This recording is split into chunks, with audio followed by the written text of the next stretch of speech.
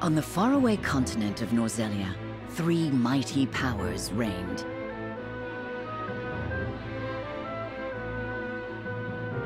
The Kingdom of Glenbrook, through which runs the mighty Norzelia River, bringing flourishing trade.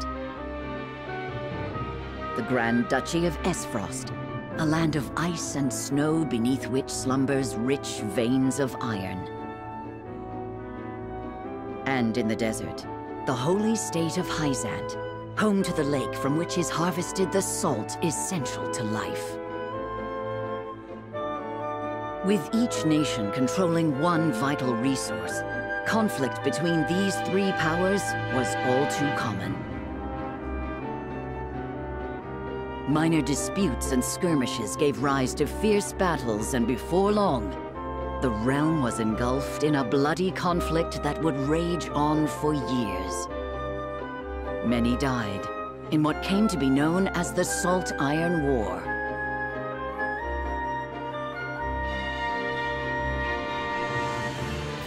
Brought to their limits and facing their mutual demise, the three powers at last negotiated a truce. Peace came to Norzelia, but only briefly. Shortly after assuming power in Esfrost, Archduke Gustadolf launched a surprise invasion of the neighboring kingdom of Glenbrook. The might of the Esfrostian forces, under the command of the formidable General of Lora, easily overwhelmed Glenbrook's crown city. Before any could comprehend the meaning of what was happening, the once proud Whiteholm Castle had fallen. Learning of the attack, House Wolfort, highest of the three high houses of Glenbrook, rushes to the royal family's aid. Leading the charge is none other than young Serenoa, who has only just taken over the mantle of lordship from his father. At his side are Benedict, House Wolfort's advisor and a veteran of the Salt Iron War, Roland, the younger prince of Glenbrook and Serenoa's childhood friend, and Frederica, his betrothed, who hails from the very duchy they now call foe. A new war is kindling, fanned by the unwavering convictions held by the rulers of these lands. And though they may not yet know it, Serenoa and his comrades are heading straight into the pyre.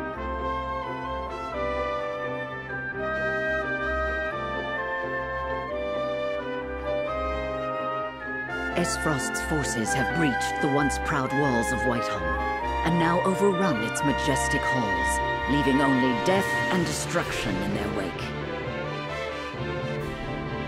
Like bloodthirsty beasts, they search, eager to carry out Archduke Gustadolf's orders to kill any member of the royal family on sight. With the very future of the kingdom hanging in the balance, Serenoa hurries to the throne room as fast as his legs can carry him.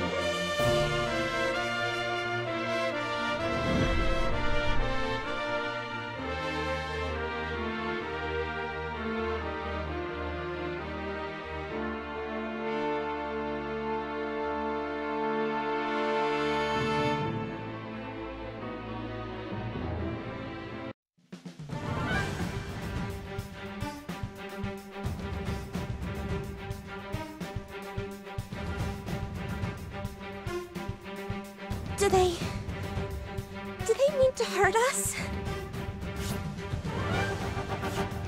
They will do no such thing, my princess. Not so long as I draw breath. Cease the vainglorious theatrics. The city is mine now, and not a soul loyal to his grace still lives. You are all that remains. Not even the Dawnspear could hope to triumph against such odds. You talk and talk, but do you have the courage to test your words? This is folly, Gustadolf. What madness has possessed you? Is this how you would take revenge for what befell your father? Nothing so petty as that, Ragnar. The war and all its atrocities should remain buried in the past. Then what drives you to commit new ones? To tear down the future we labored so long to achieve? Do you think Hysant will stand idly by while Glenbrook burns? I shudder to think what ends you hope to achieve by such vile means. You always did lack imagination. However, not even I foresaw the opportunity this foolish partnership would afford me. As for Hysant, she shall meet the same fate as your beloved kingdom before long. Whatever your aims may be, you'll never... Father! Are you hurt? Roland? Brother? You imbecile! Why do you return? Be grateful to see me for once. I wasn't about to leave you to these wolves. You stone-headed brat! If it isn't my dear Frederica and her newly betrothed, and you've brought friends. Stand down at once. On the honor of House Wolfert, we shall not let the royal family come to harm. So you're the young whelp. You have courage, if not much sense. I'll give you that. Brother, what is the meaning of this? I am sorry for forcing this unpleasant scene upon you, Frederica. I had to take action. Sooner than anticipated. Action? What do you... Listen well. I, Gustadolf Esfrost, do hereby condemn the King of Glenbrook and his agents for their treacherous deeds. Scheming to claim the riches of the Grand Norzelian mines their own, they slaughtered my dear cousin Dragan in cold blood. For this most heinous crime, and for shattering the trust between our nations out of malice, I declare their punishment must be swift and final. So this is the lie you would weave. What mummery is this? Dragan was killed by... Silence, my lord. Benedict? I commend you for delivering the traitorous Prince Roland to me. He too must answer for his crimes. Hand him over, and House Wolfert may yet see itself through this unscathed. You are my dear sister's husband-to-be. Bend the knee, and no harm shall befall you. I will do no such thing. We won't be party to your treachery. Your father was ever a thorn in my side. You seem intent on repeating that history. However, I fear you will not live long enough to accomplish it. General of Laura, kill them all. Yes, my lord. Stop! I won't let you... Ah! Brother! Ah! Sir Maxwell, leave me! Take Roland to safety! Yes, my lord. My prince, with me! I can't leave them! Step aside, Sir Maxwell! My lord, we must flee at once. But his grace... Roland! Lord Wolfert, there is no saving me. The future of Glenbrook lies in your hands now.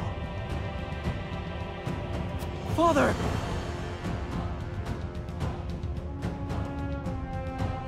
My prince, follow us.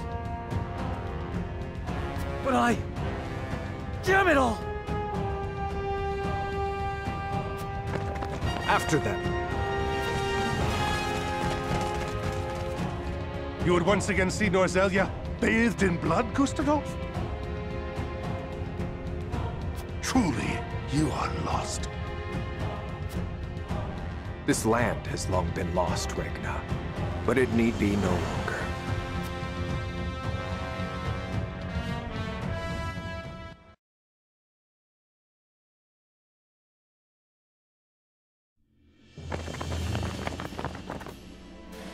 This is where Sir Maxwell would have us wait. He is readying the boat for our escape as we speak. A wise decision.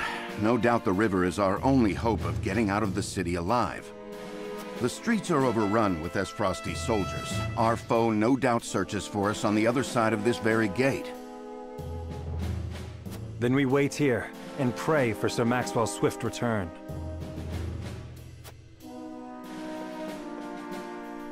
Father, Frenny, Cordelia. And what is she doing with us? She's with the enemy!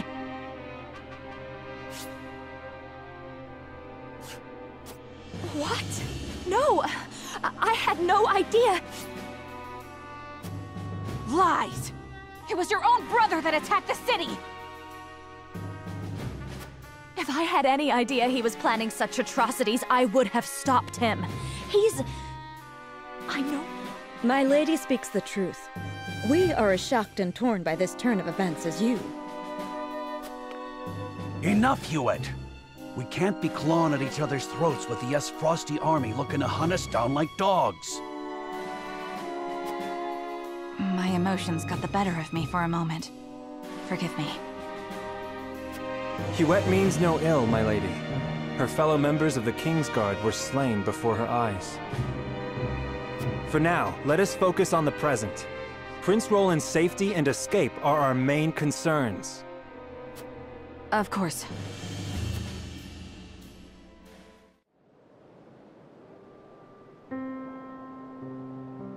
These are trying times, but we mustn't let emotions cloud our judgment. Benedict, you stopped me from speaking the truth of Dragon's death. To what end? Gustadolf would frame Glenbrook for Lord Dragan's murder and claim it as pretext for his invasion. If he knew we witnessed the truth, our heads would already be on pikes. It would seem he still intends to put them there. Because you spat in the face of his demands. What we know could expose his claims as the treacherous lies they are. If it came to light that Gustadolf orchestrated his own cousin's murder, no one would dare stand by his side. Indeed. However, words have little substance on their own. Especially when weighed against the power and influence the Archduke commands. Your truth would be taken as the pathetic ramblings of a desperate man. Once again, your wisdom makes me feel the fool. No, we are all fumbling through these dark times. You spoke and acted as the Lord of House Wolfort, and did so admirably. And yet my actions have put everyone in danger. Father would have known better. Let us look forward, my lord, not back. There are truths yet cloaked in the shadows. We must survive and see them brought to light, for these truths shall be the weapons by which we lay Aesfrost low. Thank you, Benedict. I promise to do all in my power to see us through this safely, every last one of us. I know you will, my lord. Let us await Sir Maxwell's arrival.